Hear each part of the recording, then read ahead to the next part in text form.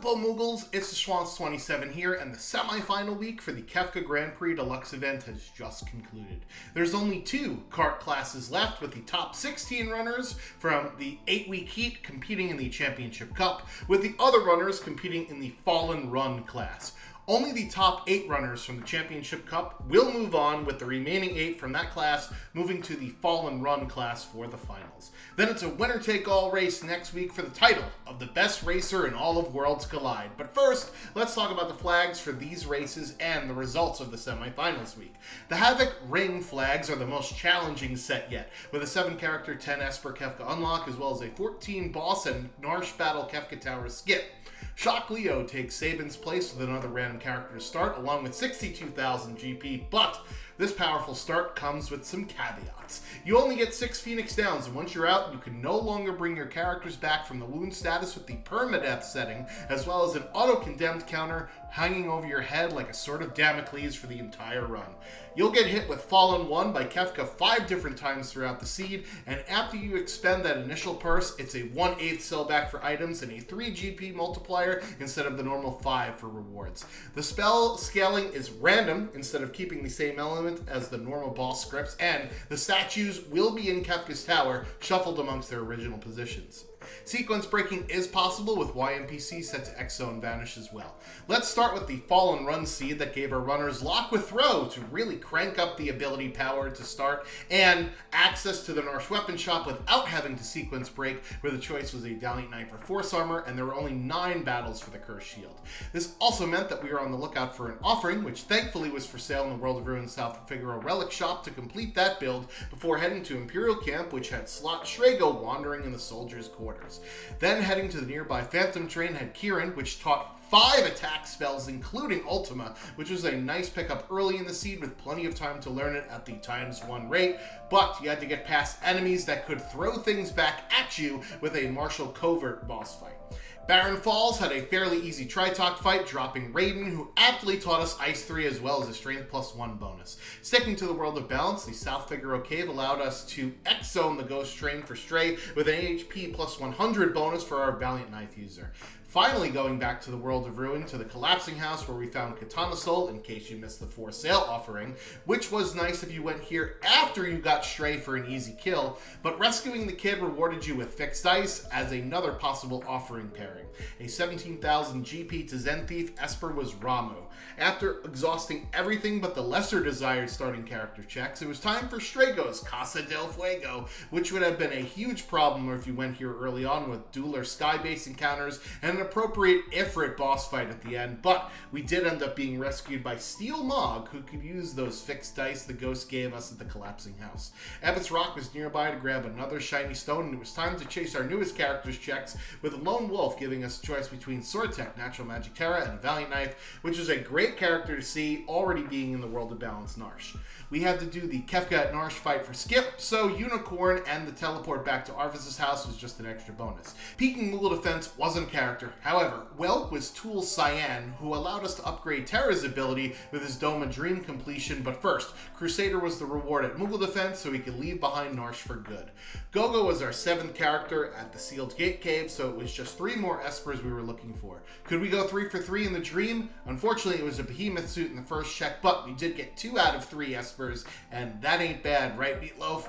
Doma's other check, the Siege, gave us Tritok for Go Mode as well as 11 bosses. Taking on the Opera House Dragon to learn Ultima backfired as it casted Ultima on the party, causing Nani Gray to reset instead Overload Party 3 for a full clear up the middle, so they can land at 14 bosses and take on the much easier Ice Dragon inside of Kefka's Tower. The statue bosses had flipped Doom, who opened with Goner, and Goddess, who punished the party with Meteor, Wombat, and other high-powered spells.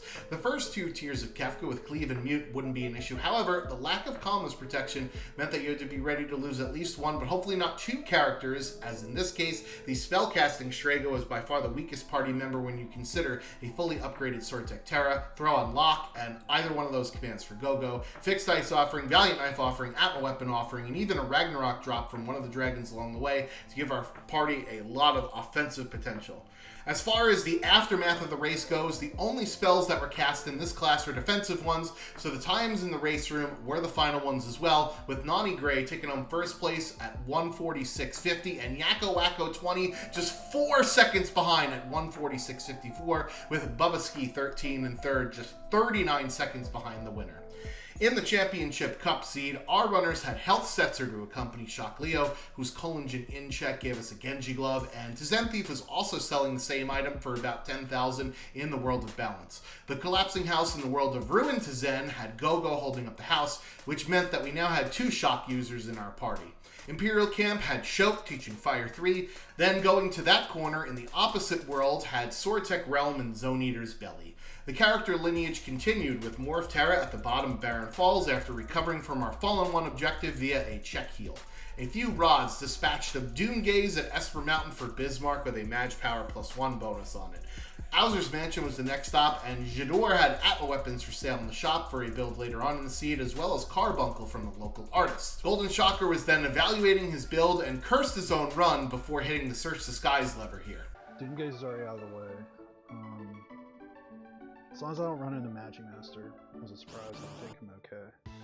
A few moments later.